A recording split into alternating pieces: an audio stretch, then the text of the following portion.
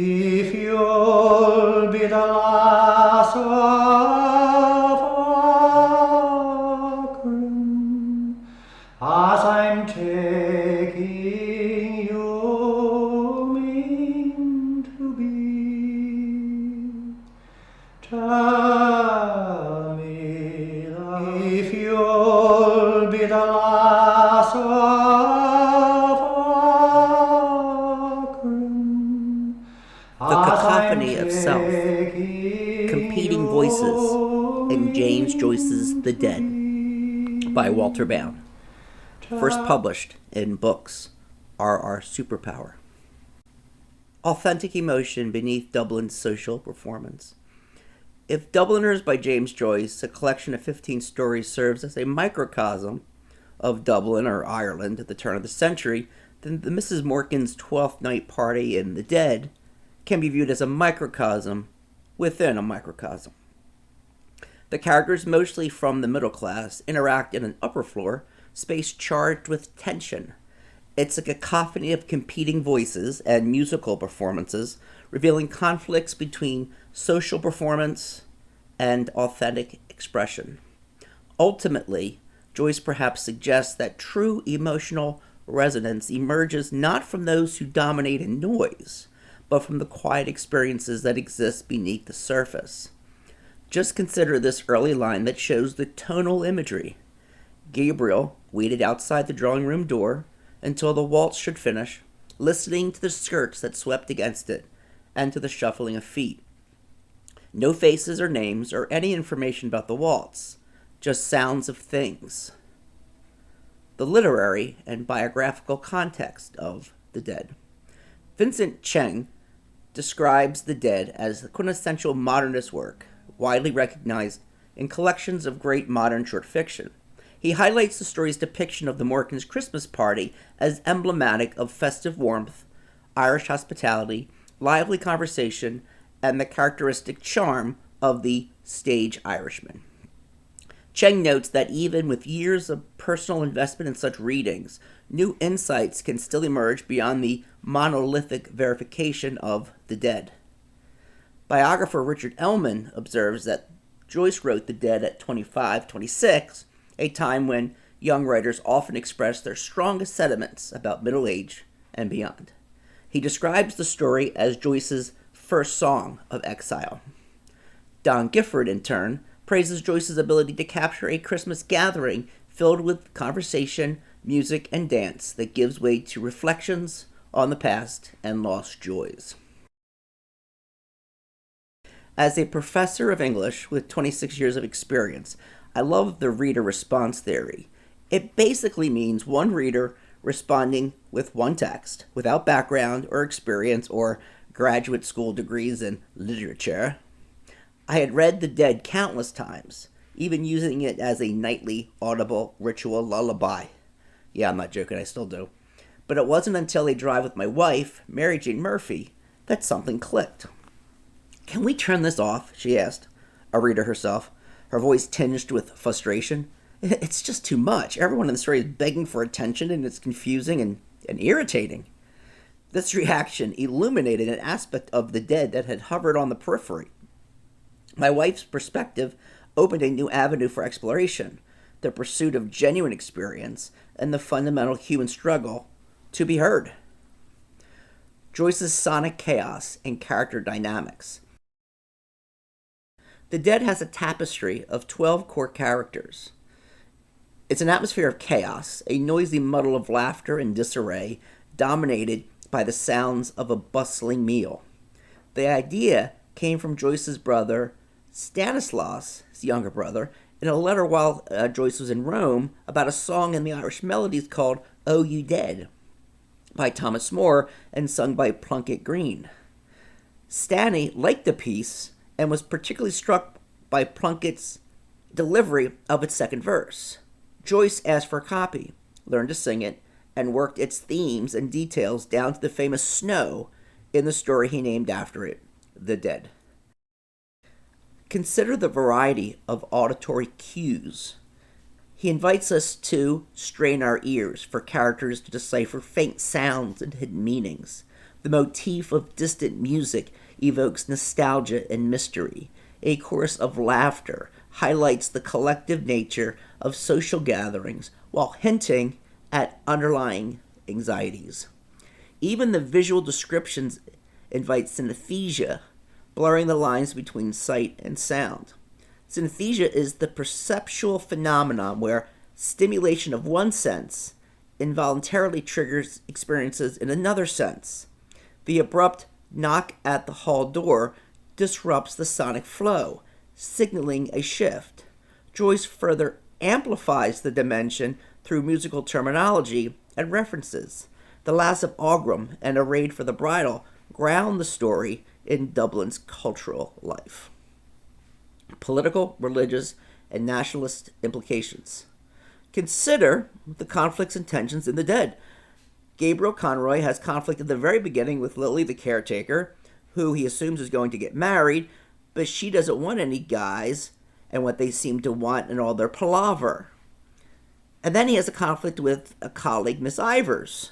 Well, she has a conflict with him about the Irish revival movement and about learning Irish as a language and knowing your country. She initiates a menacing sound. I have a crow to pluck with you, and then ends with an insincere, in a soft, friendly tone, that she was only joking. No, she wasn't. His essay, Gabriel's, in question concerns a review in a British magazine on the English poet Robert Browning. Gabriel wrote, "One feels that one is listening to a thought-tormented music." Indeed, that thought-tormented music can be seen in so many characters, people haunted by distant music. Language, like music, reveals our identity through self-expression. Joyce, like Gabriel, argue that while English is not the native language, it's the language he knows and the language of Shakespeare. It's the language the world speaks, and if he wants readers, it must be in English, an adopted tongue. To Miss Ivers, this is a denial of Irish identity, akin to aligning with the enemy, the British Empire. The musical world, to Ivers, is contained within Ireland. To Joyce, who also knew Italian, Latin, French, and Norwegian, the world is universal. Consider also the conflict between the Roman Catholic Church and women. The Church can also be seen as an outside invader, Italian, not British. It can also be seen as hostile to women and rights, the right of self-expression. Aunt Kate is irate about women getting kicked out of the choirs at church. I know all about the honor of God, Mary Jane, but I think it's not at all honorable for the Pope to turn out the women out of the choirs that have slaved there all of their lives and put the little whippersnappers of boys over their heads. I suppose it is good for the church if the Pope does it, but it's not just, Mary Jane, and it's not right. That makes Mary Jane worry about giving the wrong impression to Mr. Brown, who's a Protestant. We have conflict there. Not too much in the story, but it's there. Now, Aunt Kate, you're giving scandal to Mr. Brown, who was the other persuasion. Ireland cannot compete on the world stage for music, much like Joyce must have felt with the Irish revival, which was just in its nascent stage and wasn't really ready for prime time. When Brown asks where are all the good English tenors, notice English, Mr. Bartell D'Arcy, his name itself is very non-Irish, says warmly, well, they're in London, Paris, Milan. And the blending of old stories like the grandfather and his horse being in love with a British statue of a horse that he goes around, and it's a funny story, but it really has political overtones about the Irish being controlled through Britain. One must, it seems, leave the loud party, like the Empire, or to leave Ireland, like Joyce in exile, to finally have the silence for thought and expression. Music as a metaphor for society. In The Dead, music emerges as a profound metaphor for social dynamics. Not all sounds, though, are harmonious. Sounds clash, the rustling of skirts, piano notes, dancing footsteps, and overlapping conversations, creating an acoustic environment that mirrors the character's self-absorption. Even Mary Jane's virtuoso piano performance alienates rather than unites. Her applause is a social gesture rather than a genuine appreciation. Her music, like Gabriel's intellectual pretentiousness, is precise but maybe emotionally detached. Gabriel, his name an allusion to the angel Gabriel, heralding the good news with the trumpet, judges the music of his niece. He reveals a paradoxical snobbiness. He's an intellectual, but likes not the highbrow nature of her music, this clashing of personalities through music. Joyce writes, Gabriel could not listen while Mary Jane was playing her Academy piece, full of runs and difficult passages to the hushed drawing room.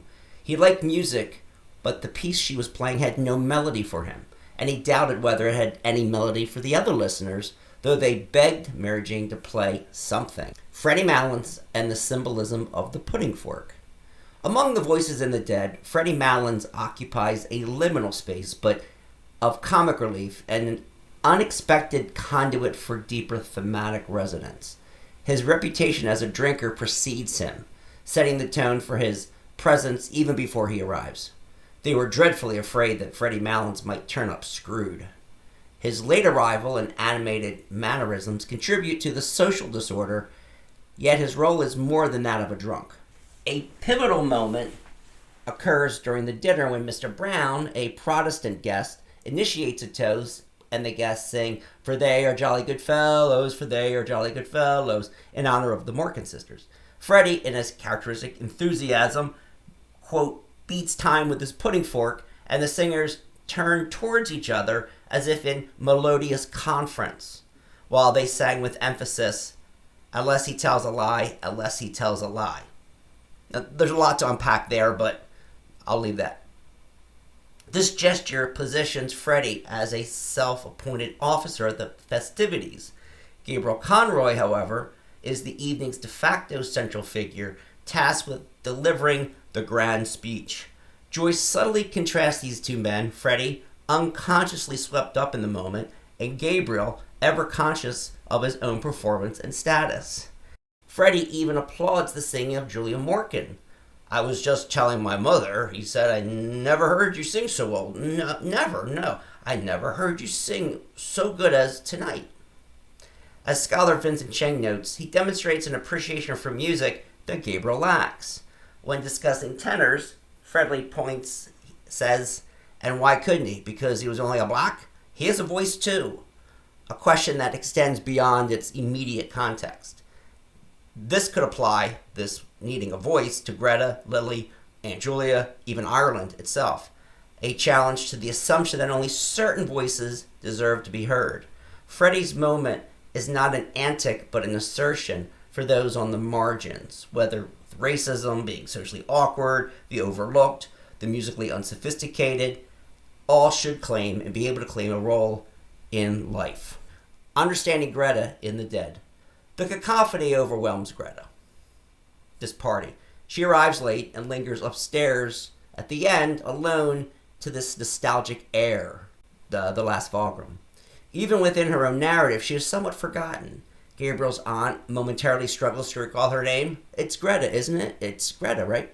Gabriel himself sees her people as, her people are, from the West Country. It's a phrase laced with condescension. His mother had once dismissed her as, quote, country cute, which Gabriel says wasn't true at all.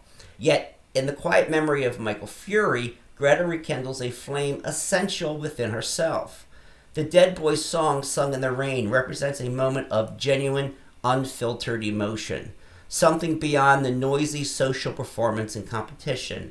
Her realization, like my wife's reaction to the 12 major voices in the story, is a rejection of noise and conflict in favor of something more real, more deeply felt. Gabriel and Greta, the final contrast. At the center of this chaos stands Gabriel Conroy. As I've said, the master of ceremonies, and a favorite nephew of the family, struggling to maintain composure amidst the social competition. This is irritating for Gabriel since he wants to be the cynosure, the epicenter, and they're all trying to say, everyone, "Hey, listen to me, listen to me." Gabriel's false modesty in his speech reveals this tension. He says during his toast, "It has fallen to my lot this evening, as in the years past, to perform a very pleasing task, but a task for which I am afraid my poor powers as a speaker are all too inadequate." Consider what this tonal imagery reveals about Gabriel. The indelicate clacking of men's heels and the shuffling of their soles reminded him that their grade of culture differed from his. Again, more disembodied noises that conflict with his sense of superiority and interior musings. He admits, however, whether he knows it as literal or as a flaw, that he had taken up a wrong tone. Gabriel, with his speech about poetry, Shakespeare, and Browning, demonstrates a disconnect from human connection, genuine connection. This reveals an hypocrisy. However, despite such flaws, Gabriel and all the characters really in The Dead remain compelling, and I would even say likable. The person few address or acknowledge actually is Gretta, as I've said, and she's the most powerful person in the story. I see her that way. She is also a sustained prelude to the conclusion. What she has inside is real, and everyone else generates noise. The story's peaceful conclusion becomes powerful through its contrast with the earlier cacophony, from the party. While the text contains numerous musical terms and references, we rarely hear music. Instead, we hear people competing to be heard, each character consumed by their own life and urgency to be acknowledged. Her internal experience proves genuine, while others merely generate noise. Vincent Chang observes, Gabriel's self-conscious willingness finally to grant Gretta a private space for her own, notice the sexism there, like, I'm granting you this, that she can be her own emotional subject, and describes a possible alternative by which to break free from the culturally encoded pattern. Who has the loudest voice? The dead one, Michael Fury. Maybe he's the most powerful, ironically. The one who sings his love and life beyond the grave. Joyce returns to the incorrect tone from Gabriel with a tone of cold interrogation. With a voice veiled and sad, as if in mourning, Gretta says he was going to study singing only for his health. Notice the irony. He had a very good voice. Poor Michael Fury. After speaking of her old love's voice, she has to pause to get her own voice under control. These conflicting sounds are ultimately subdued and muffled by the chilling effect of snow and nostalgia. Nostalgia means looking at the past with pain. Comes from a Swiss physician in the 19th century or something. 18th century, I think. The ending has resonated with readers for generations. It's one of the best endings of any short story, nay fiction. Joyce says Gabriel realized the truth beyond his barrage of words. Joyce writes, his soul had approached that region where dwelled the vast hosts of the dead. He was conscious of, but could not apprehend, their wayward and flickering existence. His own identity was fading into a gray, impalpable world. The solid world itself, which these dead had one time reared and lived, was dissolving and dwindling. At the end of all the fireworks and commotion and clatter of dinner plates, what remains? Flickering existence, which is still a sound. We can hear flickering.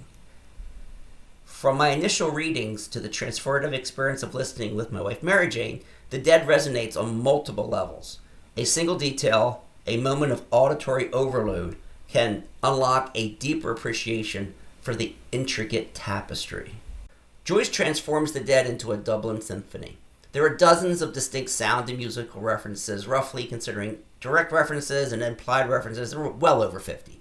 And these are not by accident. Sometimes the most profound truths are not found in the loudest voices, but in the quiet ones waiting to be heard. And yet, even quiet voices have loud, conflicting thoughts, like, after all these years of marriage and children, why didn't Gretta ever say anything to her husband about her young lover who died in the rain?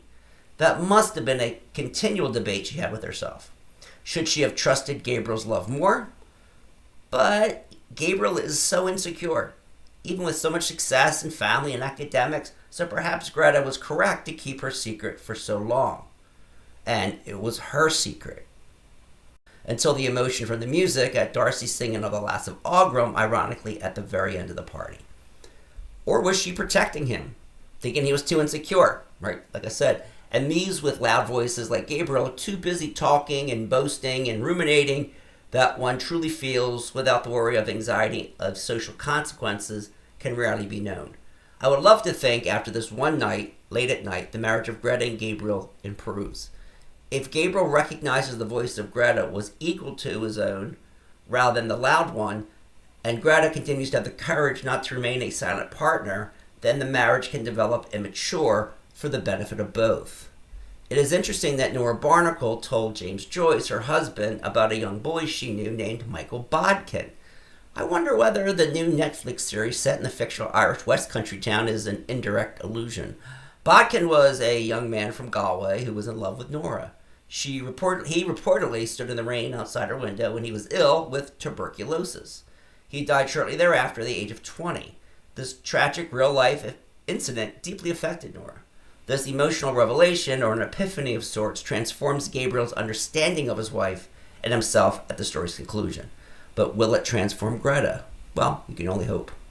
Although Nora once claimed he knew nothing about women, I believe Joyce gives advocacy to women in this essay. Well, in this story. Women, while not the major players in Dubliners, only 4 of the 15 stories have women as protagonists, I see them as forming the hearth and core of the collection of society. Gretta wants a voice. Mary Jane wants her Academy pieces, even though not appreciated.